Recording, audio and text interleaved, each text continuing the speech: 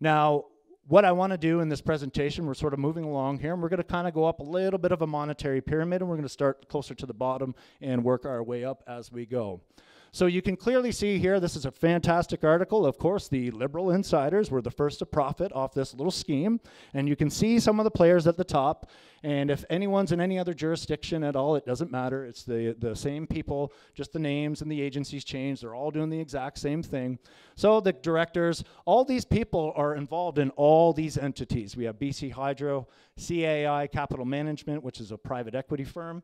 We have the Liberals and the BC IMC. So all these people have seats on each one of these boards somewhere. So they're all very well connected. So what happened was CAI Capital Management, they bought their stake, half of the stake in Terrason Water and Gas. They changed the name to Corix, which was very convenient for them. And then all these same people on the same boards, a few years later, awarded them the contract to install the meters.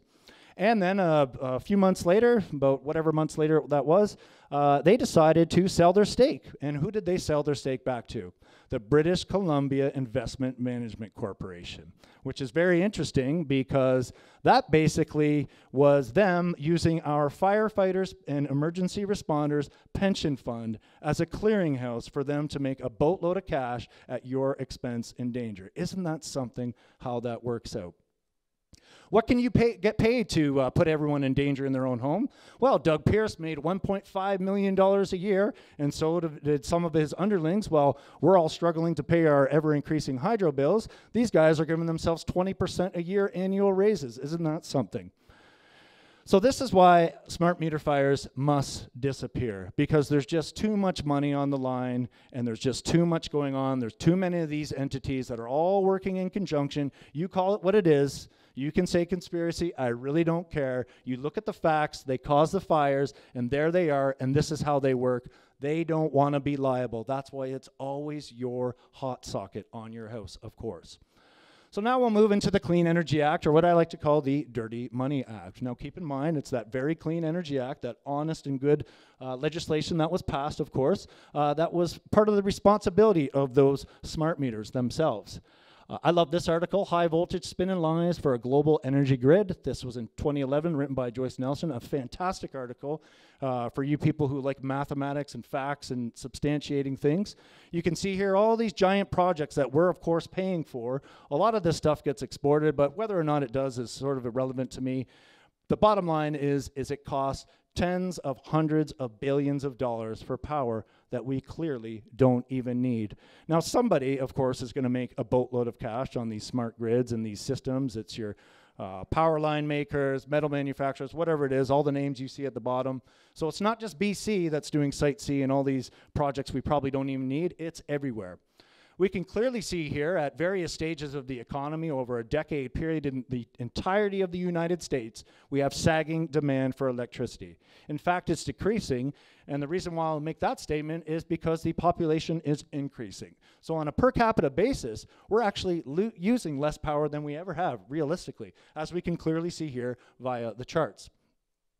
So what is going on here? Well, we have an issue with sagging demand. Well, these are public or private utilities. They have stocks and bonds, everything else. People are invested.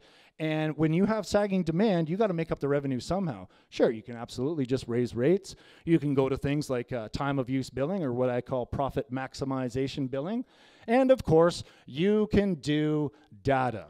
And this is where all the money is moving forward. And this is going to be the world's biggest energy hog as we move forward into the future. Now keep in mind, electrical generation and selling is a multi-hundreds of billions of dollars a year industry. And these guys themselves are telling us the data is going to be worth a lot more than the commodity that's being consumed. So can you think about the fact that they might or may not care about the fires that are happening? It's all about that data.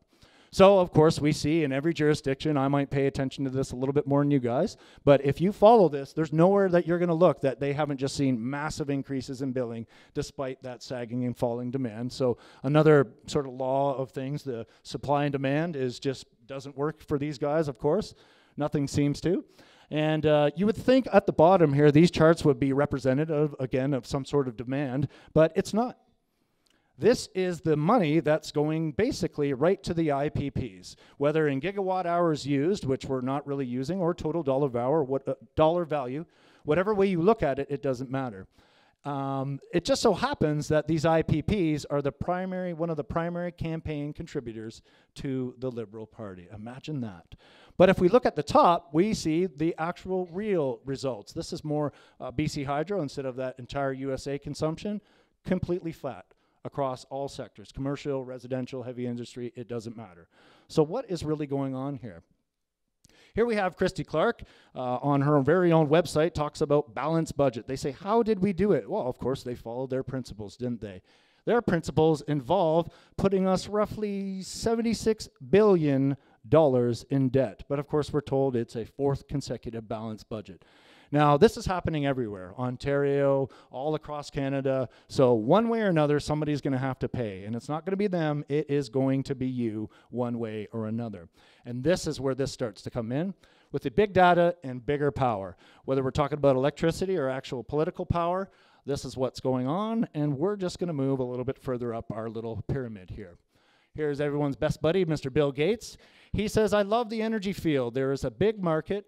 If you can make a real breakthrough, a few somebodies will get very rich.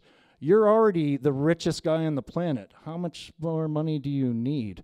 And where's the money going to come from? Of course, it's going to come from you. So Mr. Gates, he's going to start up a multi-billion-dollar fund for clean energy. And I'll just say I'm not against clean energy, right? I would think that everyone wants to be cleaner and better. But he needs money from governments, of course. And governments mean you and your tax dollars. They are looking for hundreds of billions of dollars a year for money for green projects, of course, to help people in other countries and everything else, not to make money or anything. Or wait a minute, oh yeah, he's got $15 billion already invested in this. And what is he doing with this?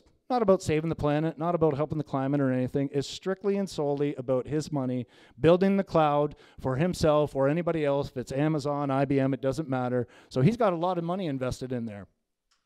And we can see what kind of return on investment you can actually get from some of this stuff. Business Insider tells us $6 trillion invested over the next 5 years will become $13 trillion. Very rich indeed. So my main question would be, what do you think is the best way to get a return on investment? Get somebody else to pay for your principal costs, of course. So here he is, and everybody else, everybody's favorites, Justin Trudeau, Barack Obama, all the people that are trying to save the world from climate issues and whatnot, and he just always seems to end up in these locations. We have Prime Minister Modi there from India, and the question I sometimes have is, do these guys know that we have phones to call people and make deals? We don't need to fly all over the planet. You know, we're trying to save the planet and all these things. I mean, Bill Gates owns Skype, right? So we sent 383 people there. Cost of over $1 million, including Christy Clark's lead photographer, which is essential, of course, to climate negotiations. And, of course, we're donating $2.65 billion to help the poor fight climate change. Of course, there's very altruistic things, virtuous causes. But when we really look at where our money, our tax dollars that we are paying is going, it doesn't go to help anything. All it goes to is smart grid funding. $400 million for advanced metering infrastructure systems. That's for a smart grid. And then we have Microsoft. You know the guys that want partnerships with government because their CEO only makes $85 million a year. Smart city investments in countries like those poor, lesser off countries like India. Wow, that's interesting. More from India. Microsoft data centers ready to tap the digital India opportunities. Equality and saving the globe, remember. The company's local data centers offer enormous computing power that government can leverage. I love that leverage word. And of course, over in India now, the top guys in the electrical groups or the ministries and whatnot, they say we need to install 250 million smart meters. Wow, looks like someone's going to make some money. And it just so happens that Itron's over there. They're building smart middies, smart cities, smart meter grids and technologies. Where do you guys think your money's actually going? That's exactly where it's going. Now, again, they tell us, Mark Zuckerberg says Facebook is one of the keys to world peace. Fantastic. And here we have these signs over in these poorer countries. They are the first step towards a digital equality. Remember, it's all about helping the poor and all these things. But the reality here, folks, is that they are just staking their claims to those digital and data profiles to make money off every single click and phone call and text. This is all these people care about. If you're going to sell something, you can't say this. You can't say, we need this money here because we want to go over to India and establish these data profiles and build the smart grids. No, they have to lie to you and tell you all these things because it's all a sales and a con job to part you with your money. Now, they were telling us all these things, remember these virtuous things, saving the world and everything. And here's India. They want to build a few solar panels. And what does Barack Obama and all these guys do? They shoot it down and they call it a warning shot. It's a victory for them. So is it really about helping people? And here's Warren Buffett, Mr. Obama's buddy. Solar net metering in Nevada, it's a great, one of the best states for solar in North America. And Mr. Buffett here, through his investments in Nevada Energy, decides to pretty much completely shut it down. We have the same things going on in Canada as well. So we need more power, and of course, to get power, you need a ton of money. And the interesting thing for me is that I almost think there's people out there that think there's just magical cloud somewhere that just takes all the data, it's self-powering, and it generates its own electricity. And we always hear, you know, we've even heard it in Kamloops, it'll save trees and all these other things, and it's great for the environment. And this is what we're told, of course, so we should believe them. Nothing to do with any of that. Strictly and solely about money. We're talking about again, you're going to see the piles of money start adding up here. Multi-hundreds of billions of dollars a year industry. So you'll see if you do any investigation on data centers and whatnot, they'll always talk about how much renewable power they're using. They never say this is how much we're using so much. It's just that it's renewable, and that's great. And I applaud them for moving in these directions, of course. But we'll see what they're actually using this power for, and we need to think about as a society what we want to do here if this is our best and most efficient use of resources. So 70,000 homes worth of power for cloud services and data centers. Here, these are just random. You can look online and find hundreds of these if you want. These are just one. This is one of Amazon's. 46,000 homes worth of power for a wind farm.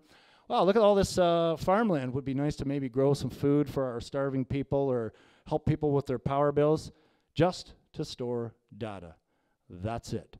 So when you start to see the size and magnitude of this, you really start to understand, and these are just a few logos of companies. Keep in mind, every single company needs, stores, uses, tracks, and sells data all day, every single day. Here's a nice tax haven in Ireland. Two companies, Facebook and Apple. Now let's think about Site C, right? About 430,000 homes worth of power. One data center, 420,000 homes. That's a lot of power, don't you think?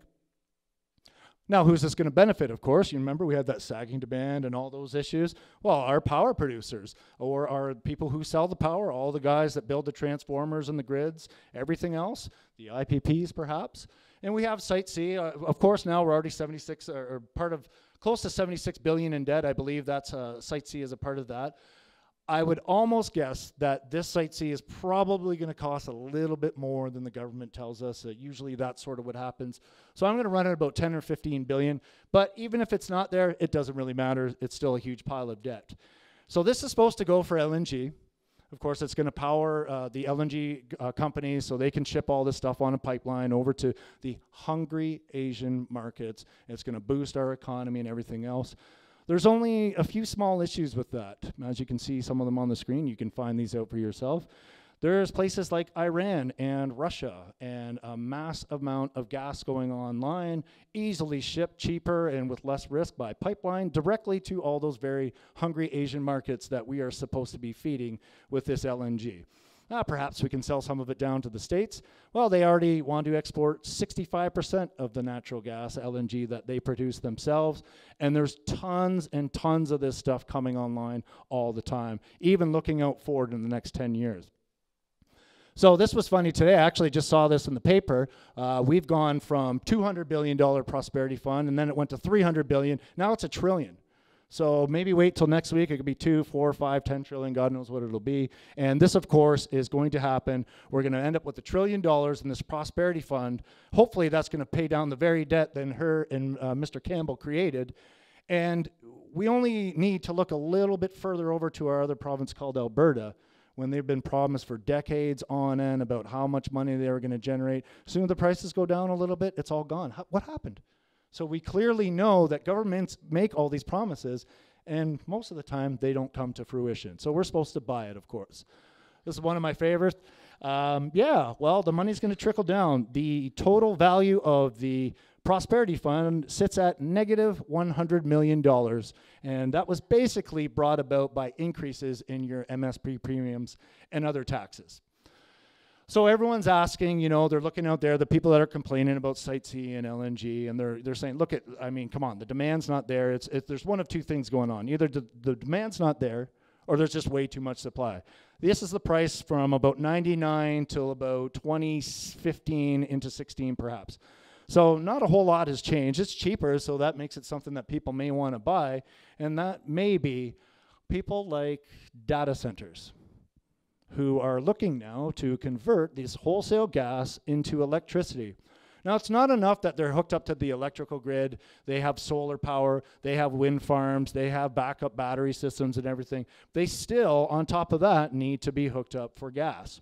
These guys want to use natural gas. You can go online, look at all this stuff yourself. It's up to you. I'm just giving some examples. eBay, natural gas as the primary fuel source for its energy, for its data centers. Couple examples. Now, the Liberals declared natural gas a clean energy source. We'll talk about reasons about that later, but you can clearly see here by these swimming pools on the right-hand side. You just go on in there and take a jump. We have also the clean energy. These trucks need to run about 24 hours a day, spitting out fuel and everything else. And all this other stuff that's going on, the blowouts and the damages, which now we see in lawsuits are being awarded in the multi-millions of dollars in other jurisdictions where they've already done this. So a question that I have and a lot of people have is that one of the easiest things that governments can do is just go, has anyone else done this before, and what actually happened when they did it? And here we start to see, as this has been going on and more styles of fracking, we have earthquakes in places like Oklahoma and, of course, in our very own province. And what we want to do is make Site C and do fracking a little bit down the road, and God knows what could happen in front of this $10 billion dam and all this stuff happening downstream. We may be in for a large disaster, of course. So we'll get more into the data here. So what is all this data? Well, you guys, you know, most of you people have phones and everything like that. So let's take a quick look about how the data gets there. And how I wanted to do this was a bit of a day in the life, or sort of a life in the day, and of course of a couple hours here, or a couple minutes. So before you're even born, they want to data mine their way into your womb. You know, these are our corporations that care about us, that just want equality and all these other good things. Then as you're going along, get your phone out, make sure you track every single ounce of food that that child eats, right? You always want to know about that. And then, of course, when they're playing with their toys, Google and Apple are having a Wi-Fi enabled Barbies. You talk to the Barbie, it tracks, stores and records and sells that data. And of course, as soon as the child's ready, get them on an iPad, let them generate all that data. The mark of a good kid is how well that they can use that stuff. And of course, we have all this in the house, the cell phones, smart appliances, collectors, cell towers, all the gas, water, and hydrometers, the routers, cordless phones. Particularly the towers and the collectors are quite bad. But once you start getting all this stuff in the home, now what's the purpose of all this stuff? It's not for safety. It's not for a little bit of convenience. This is about extracting data out of anything. And so you have a bit of the smart grid here. You have the routers, the meters. So when you're walking around, you're getting blanketed in radiation.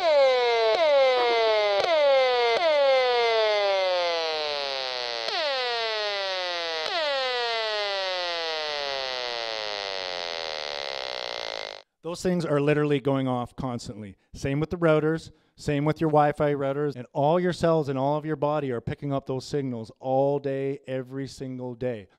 Of course, you need to have routers on every single bus on the way to school, every single car and train and subway. And of course, when the kids get to school, how else could they learn but with an iPad? Here's North Shore of Kamloops, a place that you might know, one of the schools there. So you have to have this high-powered router on the roof. You have routers inside the school. You have a cell tower less than 1,000 feet away. And of course, you have this router. I used to live kind of just across the road from this place, so I know it very well. Then, of course, our city councilors and everyone always tell us we have to have smart cities. Every single street light needs a router. Every single parking meter, of course, this is for gathering data. Grocery stores, coffee shops, Home Depot, public swimming pools in case you need to get on the phone underwater. At your work. At hospitals, I know some people from Merritt here go into the Nicola Valley Health Center, and I like this sign that said, cellular phones are not permitted to be used in this building. Please turn the unit off. I said, well, that's fantastic. The second I walked in the door, I got one of these routers right over the top of my head, which is just right out here as well, and of course down the hallway. And there's about 12 of them in this tiny little hospital, just to make sure everyone's safe, of course. Now, this is just down in Vernon. And you'll see this in a lot of arenas and other places because, you know, with a lot of people getting there all at once, 5, 10, 15, 20,000 people, they need to make sure they have access to that data and can track and sell the data. So as you go around the entire arena, there's probably 10 or 15 of these routers here, and all through the walkway around the outside as well, there's probably about 10 or 12 of those just to make sure we're getting data. I went to the P&E, same thing. Look at all these routers. I could barely even fit them all on the screen. Didn't even include the masts on the stadiums as well, and the giant cell tower, of course. And, of course, down in Vancouver, you know, you pay about $2 million for a half a closet, I think it is nowadays. You have these massive masts just directly outside of your house. Some of these things are literally 30, 40 feet away from people's houses. And just down the road, actually, the Kamloops Fire Department. Remember, those guys are all at risk from the smart meter stuff, just like we are. But just to get this data, these things are, most of the time, these are right by fire departments, of course. This one was about 100 meters away. This is the one I saw being built. And somebody warned me about that, and that kind of got me going on this. This is in West Kelowna, where I now live, about 150 meters away from the fire department there. And another one, the other detachment in West Kelowna, this is about 100 meters away from them as well. These things just magically seem to be popping up all over the place. I've moved away from here about 8 months ago, and I was just driving into town, and I already noticed 2 new ones for the, a friend was telling me this is for the Tetra systems that are now going in. So on the hill that I believe it's Jenner or Kennecart, right, it is, and up on the other hill as well around Sahali there, another huge cell tower that's going up. This is Canada here. This is an older map, so this is probably about 5 years old, so it's a lot more than that. And a website called Antenna Tracker tells us that there's roughly 600,000 of these in the United States alone, and more coming online all the time. So moving a little bit away from that, okay, everyone has a cell phone, and you know they're all environmental, organic, fair trade coffee, and all these good things, which I of course support. The electrical demand for just that stuff, just for end products, endpoint usage, Fitbits, cell phones, everything, the rate of electricity they need is growing at 6% a year. That is a lot of power.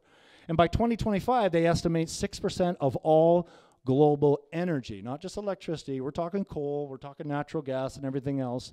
The chart on the right-hand side shows you clearly the amount of data that's being created and consumed. And of course, that chart matches exactly that cloud chart I showed you earlier with all the money involved. And again, you know, these environmentalists like Mr. Gates and everything, you know, we want to protect children. It's about equality. And everyone that owns a smartphone, well, you can just know that children as young as 7 are mining for cobalt. And if you want to look at things like this, there's a movie called Blood Coltan, very eye-opening video. And it's about helping the poor, remember. So all these things here, here's some more of the child slave labor that they use to make the cell phones that you guys own. Here's some of the mining for the rare earth metals. We have the miles-wide lakes here for all this clean energy and everything like that. And of course, it's about equality, where this is called e-waste, if you haven't heard. We, of course, ship the phones over from China to Canada. People throw them out every year because they need to get the new one. And this stuff gets shipped back to Bangladesh or India or Morocco or wherever it is. And these kids, for equality, of course, need to burn all this wiring and fiddle around with the computers to extract a little bit of metal, so hopefully they can scrape up a few dollars so that they may be able to eat food. Now, of course, it's about equality. We talked about that. And while kids are scrambling to make money and people are starving and dying every day, we have guys like Mr. Bill Gates, $75 billion a year, Mr. Buffett, Carlos Slim, and Mr. World Peace, Mark Zuckerberg, right there. And we have these Koch brothers at the bottom who are, of course, the biggest sinners on the planet, but these guys are our saints, of course, for sure. I call these guys the hungry, hungry hippos. There's a lot more of them. IBM, everyone else is involved. Some of them are partners or whatnot. Google, Amazon, Microsoft, and Apple. So we know how the data gets there, but where does it go when it gets there? So this is just one of the data centers. Google has about 8 now. There's probably a lot more coming online. And let's just think about all the oils and petrochemicals and everything else that's involved in building this stuff, these massive, massive acres and massive amounts of data centers that they have. Here's the diesel generators that they use. Some of them just are powered on diesel alone, that, you know, clean energy and everything. And the UPS systems that last maybe 3 to 5 years.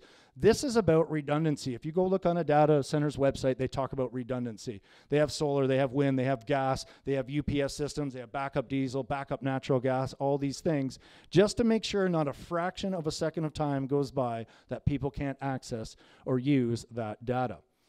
Here is a data center in Belgium for Google. The arrows are pointing to humans, just to give you a reference of the massive scale and size of these things. This is strictly to take out seawater and bring it in to cool off their servers. And this is one of the NSA data centers. Of course, you can see all the piping involved in there, just strictly to store and use data.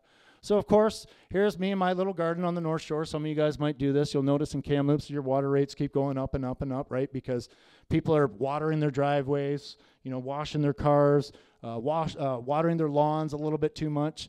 I say watering their driveways because you've seen people do this, right? Just kind of spraying it off. And of course, we want to stop that, right? We don't want people wasting all this water. And here we have all those data centers using massive amounts of water just to store and track data. And again, we have water meters going in everywhere. We have the RF coming off them. We have, of course, I believe in Kamloops, the batteries expire after 5 years and they need to be replaced. How many millions of dollars did all this stuff cost? And then every 5 years they need to replace them. Wow, that's a pretty nice market, wouldn't you say? So what I really want to get to here is I'm not saying I'm 100% against technology. It does some good things, right? There's all this stuff. But the question we need to ask ourselves, is this money well spent? You know, we have our teachers asking for resources, our nurses, we have starving people in the streets, we have things going on First Nations reserves that we should pretty much be ashamed of, and we're spending our money on data centers to spy on ourselves. So our tax dollars are going to the government for them to spy on us. When we talk about energy, some pretty common sense stuff, right? I learned this stuff in school. Reuse, recycle, and of course the word reduce. We shouldn't always just be talking about how much renewable energy is being used. Maybe we need to think a little bit about maybe using less energy. Might be a little bit better for us.